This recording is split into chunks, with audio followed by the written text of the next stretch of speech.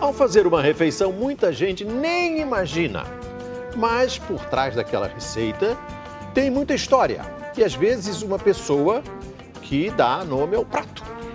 Vem aí o molho, vem daí, né? O molho Alfredo, o filé Osvaldo Aranha, o bauru, aquele famoso sanduíche. Veja em novo episódio de Mitos e Verdades da Alimentação.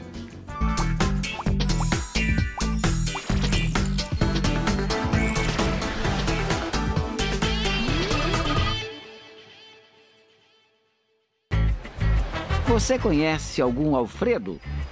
E uma Carolina? Não tô lembrado. Eles são muito famosos, mas não estamos falando de algum astro do cinema ou cantora de sucesso. Calma, eu explico. Alfredo, Carolina, Vanderleia. São nomes comuns que as pessoas encontram nos livros, que dão sugestões de como uma criança vai se chamar. E muitas vezes, esses nomes a gente encontra também nos cardápios. Por exemplo, filé Osvaldo Aranha. Conhece? Tanto o prato quanto quem foi Osvaldo Aranha. E o sanduíche bauru. Sabe quem inventou? E agora, hein? Peraí. O bauru, o queijo e o presunto, né? Que é esquentado na chapa, não é isso? Osvaldo Aranha? A Maria também não podia ficar de fora. Afinal, este é o nome mais popular do país. Existem quase 12 milhões de Marias Brasil afora. E na gastronomia... Eu adoro Maria Mole. Pratos com nomes de gente guardam boas memórias. Muitas vezes o nome surge por causa do próprio cozinheiro. Mas a criação de uma nova receita também pode ser um ótimo motivo para homenagear uma personalidade.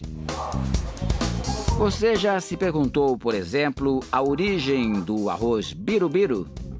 Esse é o mais tradicional que a gente conhece. O prato leva arroz, ovo, bacon, cebola, batata palha e salsinha. A receita surgiu em uma churrascaria durante uma reunião de corintianos fanáticos. Na hora de batizar o prato, eles decidiram fazer uma referência a um ídolo da torcida corintiana entre as décadas de 70 e 80. O ex-jogador Birubiru, famoso pelos cabelos enrolados. O craque adorou a homenagem e é fã do prato. Esse arroz Birubiru aí foi uma homenagem que fizeram para mim quando a gente foi campeão em 88 contra o Guarani Campinas. Em alguns casos, os pratos ficam até mais famosos do que os personagens, como o brigadeiro, que se refere ao... Bom, essa história a gente conta já já. Tem prato que vem para a mesa já como uma refeição completa. É o caso do filé Osvaldo Aranha. Já ouviu falar? E do estrogonofe, ou strogonov, em russo. Há várias explicações para a origem do nome estrogonofe.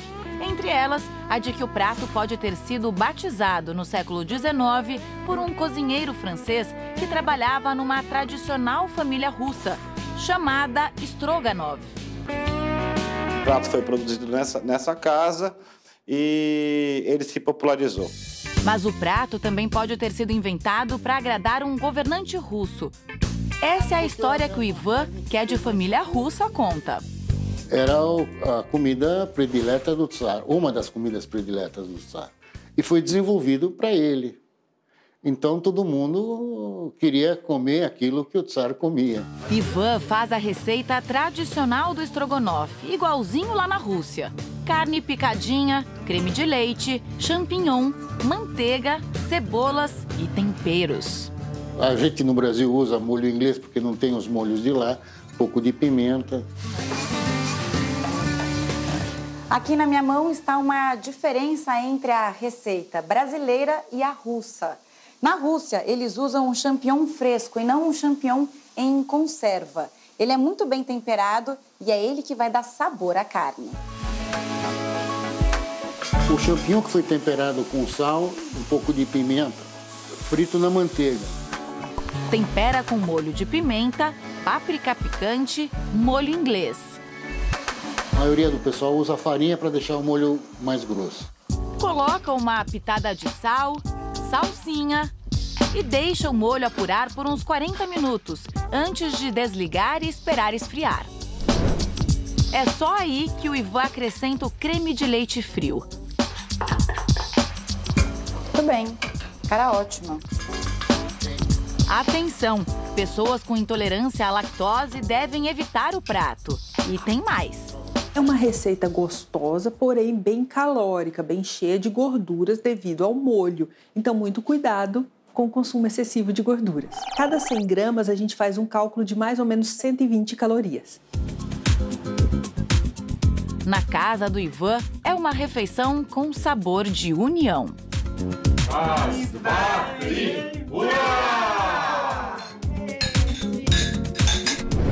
E da Rússia, vamos para os famosos Arcos da Lapa, no Rio de Janeiro. Estamos atrás de um prato que fala por si e responde pelo nome de Osvaldo Aranha. Aquele alho torradinho, gostosinho, né? Delicioso. O filé Osvaldo Aranha nasceu aqui nesse restaurante, no boêmio bairro da Lapa, região central do Rio de Janeiro. Na década de 30, o Rio era a capital do Brasil e muitos políticos costumavam almoçar aqui. Osvaldo Aranha, diplomata e ministro, vinha quase todos os dias. Osvaldo Euclides de Souza Aranha era gaúcho. E na época que vinha até aqui, o prato não existia. Esse prato não tinha no cardápio. Ele chegava aqui e me dava um filé alto com bastante alho, arroz, farofa e o alho frito por cima da carne. E a batata portuguesa. O gerente conta que depois da morte de Osvaldo Aranha, em 1960, o filé tradicional virou marca registrada desse restaurante, que tem 91 anos e atrai gente de todo o Brasil. E vim de longe, vim de Porto Velho, Rondônia, só por causa desse prato. 90% dos clientes só vêm aqui para comer o filé Osvaldo Aranha. O tradicional vai à mesa na frigideira preta mesmo. O prato inteiro é rico em carboidratos e proteínas e pode chegar a 700 calorias. Mas em casa, dá para deixar o filé mais magrinho. O prato em si pode ser ótimo desde que não consumido em grande quantidade. Como a gente poderia melhorar essa combinação? Acrescentando mais legumes e verduras, fazer uma panela de teflon ou grelhar esse filé, provavelmente ele vai ter menos calorias. Pensou em dieta, pensou em salada. Mito ou verdade? Mito. Pelo menos se a opção for a salada ao molho Caesar. A receita original leva azeite, gemas, mostarda e alite. Mas existem variações com maionese e creme de leite. Mudanças que podem transformar essa mistura numa bomba calórica. Uma colher de sopa de molho Caesar tem aproximadamente 80 calorias. Adicione a isso o queijo parmesão, os croutons, esses pedacinhos de pão torrado e aquele filé de frango grelhado. Ela tem proteína, ela tem gordura, ela tem carboidrato, então ela é bem completa. Pela história que se conta, essa salada simples, mas deliciosa, foi criada em 1924. Fez tanto sucesso que se tornou a rainha das saladas do século XX. E até hoje continua com força total nas mesas do mundo inteiro. Naquela época, a venda de bebidas alcoólicas estava proibida nos Estados Unidos. E algumas pessoas decidiram cruzar a fronteira até o México para tomar uns bons drinks. Resultado, o restaurante comandado pelo chefe Cesare Cardini lotou e ele teve que improvisar para atender os clientes. Os americanos chamavam Cesare, que era italiano, de Caesar. Rápida, prática e saborosa. É fácil entender por que a salada ao molho Caesar virou queridinha em todo o mundo. A consistência lembra a de um pudim. E apesar dos 150 anos de história, a fama desse prato assusta muito marmanjo até hoje. Dá-se o nome também a esse bolo do famoso pega-marido, né?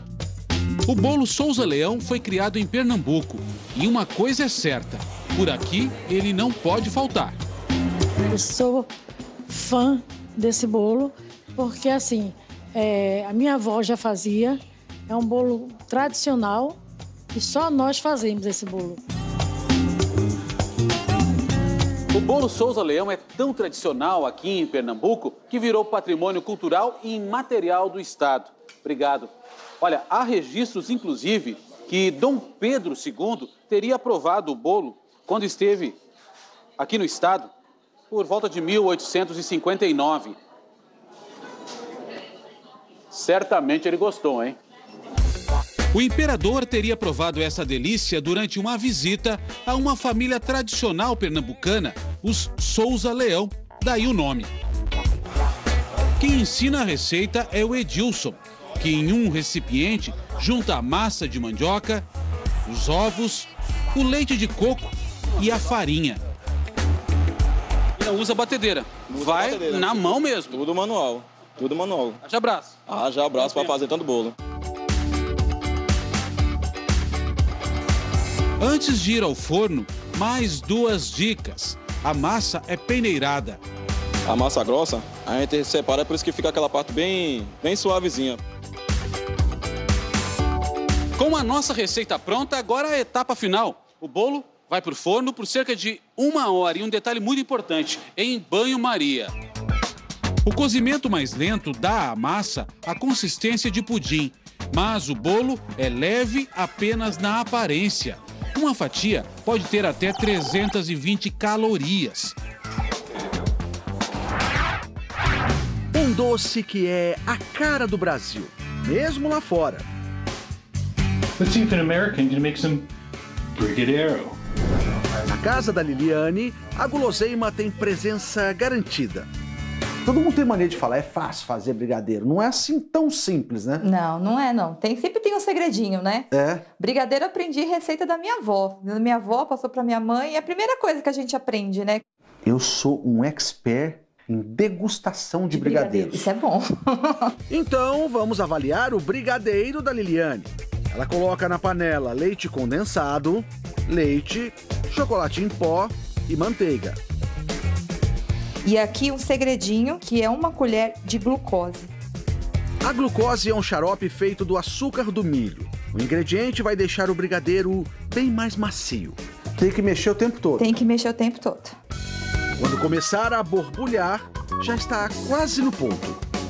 A gente chegou no ponto do brigadeiro de enrolar, que ó, você passa a colher e ele desgruda da panela. Desliga o fogo. A gente coloca numa forma e deixa esfriar. Depois é só enrolar e granular. A Liliane tem mais uma dica. A gente enrola com água para não grudar na mão, que é o mesmo efeito da margarina e fica menos gorduroso. Mãe e filha adoram essas bolinhas de chocolate. Agora, será que elas sabem de onde vem esse nome brigadeiro? Boa. Não sabe? Não. Então é o seguinte, o especialista vai falar. O brigadeiro tem esse nome porque existia um brigadeiro chamado Eduardo Gomes, no Rio de Janeiro, que ele era candidato na política naquela época e as suas eleitoras, que queriam ajudar esse homem a chegar no poder, elas criaram um docinho para vender nessas reuniões onde ele estava para arrecadar dinheiro para a campanha.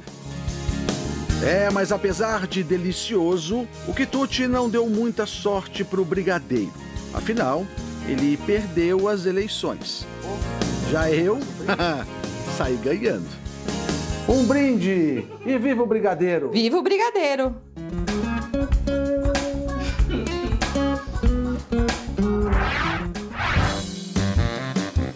Quando o assunto é comida, que leva o nome de gente, as mulheres ganham em disparado. Maria Mora. 7. A mais famosa é a Carolina, uma variação do eclair, doce típico na confeitaria francesa. Em média, a gente faz mais de 12 quilos por dia.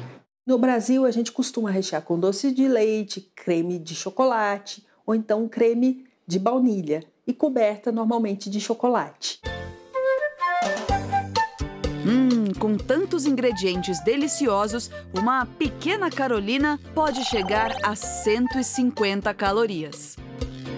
A Maria Mole não é diferente. Mesmo pequenininha, ela pode ter até 90 calorias. Os portugueses traziam para o Brasil pedras de gelo, vindo dos Alpes da Europa, para produzir sorvete. E num certo momento, as tais das pedras não chegaram. Dizem, por aí, né, que Maria era uma escrava. Entendendo mais ou menos o que era o sorvete, ela preparou algo parecido. Criou a Maria Mole para substituir o sorvete. Já o crepe Suzette tem origem nobre. É um crepe flambado com calda de laranja. Uma receita criada por um famoso chefe inglês.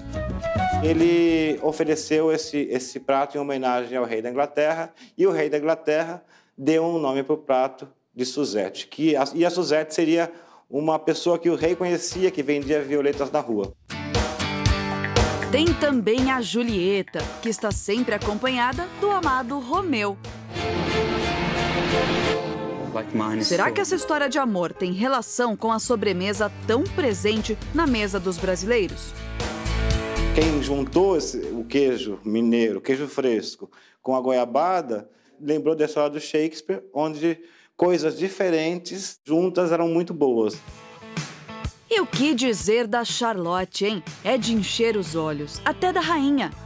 Essa torta feita com bolacha champanhe, creme de chocolate, doce de leite, leite condensado, café e chantilly foi uma homenagem a uma rainha da Inglaterra. Esse doce aí, você sabe qual é? Vanderleia? Parece. A Vanderleia é um pão doce bem comum aqui no Brasil. Ele é coberto por creme e cerejas. Já a Catarina também é da família dos pães, mas tem massa folhada. Não faltam delícias dividindo o nome com pessoas. Mas para todas elas, vale o mesmo alerta. A maioria dos doces tem como base o açúcar. É uma combinação bombástica para as pessoas que querem uma vida saudável e emagrecer. Ele é um oitentão famoso. Já comeu, Bauru? Já, o primeiro. Uma vez por semana é bom. O Bauru foi criado em 1937 pelo estudante de direito Casemiro Pinto Neto. Casemiro, que ganhou o apelido de Bauru por ter nascido na cidade do interior de São Paulo, frequentava a mesma lanchonete todas as noites. Em uma delas, convenceu o chapeiro a fazer um lanche completo, com proteínas, gorduras e fibras. Na hora que ele foi comer, passou o Kiko, que era outro amigo, colega de faculdade, roubou metade do sanduíche, gostou e já pediu, me vê um desse aqui igual ao do Bauru. E aí depois todo mundo retornava e falava, me vê aquele sanduíche igual ao do Bauru. Igual ao do Bauru, já virou Bauru. O lanche virou sucesso e Casemiro, ou melhor, Bauru, ganhou até uma estátua por aqui. Com o passar do tempo, o sanduíche ganhou adaptações. O Bauru popular, que se popularizou, ele vai presunto, queijo, tomate e orégano. Esse é o Bauru que todo mundo conhece. Aquele 4 queijos bem derretido, aquilo é uma maravilha, né? A pessoa não dá para esquecer, né? Rodrigo garante que o segredo não está na mistura dos queijos, mas em como eles são derretidos. A gente derrete o queijo, né, dentro da água com manteiga. Depois é só juntar tudo e aproveitar. São tantos pratos saborosos que dá para rechear o alfabeto inteiro. E para acompanhar o banquete, nós convidamos a dupla Elisvaldo e Azulão. Será que é mito ou verdade? Domingo espetacular e nós vamos falar de doce que é bom pra saborear. Também tem Maria Mole que tá ali nessa mesa, um doce que eu tenho certeza que é bom pra mastigar. E nós temos também outros convidados. Deixa eu apresentar para vocês aqui agora, ó. Tá aqui o Alfredo, a Carolina e o Osvaldo. Você já experimentou, por exemplo, o fettuccine ao molho Alfredo? O Alfredo já. É italiano, coisa boa, ó. Ei, Osvaldo, já comeu alguma vez o filé Osvaldo Aranha? Não comi. A Carolina já provou o doce dela. É um doce lindo, fino. O nome deste quitute é uma homenagem a um confeiteiro austro-húngaro. Todo mundo pensa que Carolina é uma mulher, uma musa que foi homenageada por algum chefe. Não. Na verdade, é um nome em homenagem ao próprio chefe, que chamava-se Carol. Então vamos começar as degustações. Alfredo é um macarrão, nome bonito e sincero. Carolina é um doce, eu estou falando sério. Já o Osvaldo é um bife, tá de pedaço de mistério. Este prato, como a gente viu, se refere a um político chamado Osvaldo Aranha. Agora, e esse Osvaldo? Vai aprovar? Olha que lindo. Olha! Olha que bonito. Ele é alto. Alto, bonito. Bonito.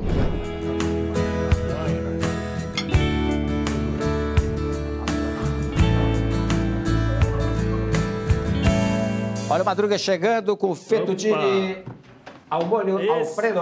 Esse agora falou, hein? É assim. Esse é o verdadeiro isso, olha aqui. Mas o molho italiano foi inventado em 1914 por um chefe chamado Alfredo.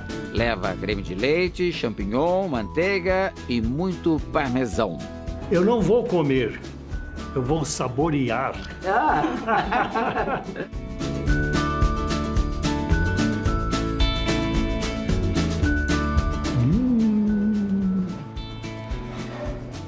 Muito bom. É a vez do docinho Carolina, ou melhor, da Carolina. Muito bom. Se eu gostar, eu vou comprar todo dia esse doce pra eu lanchar. Saiba mais sobre os mitos e verdades dos nomes dos pratos no nosso site da internet, r7.com/domingo espetacular.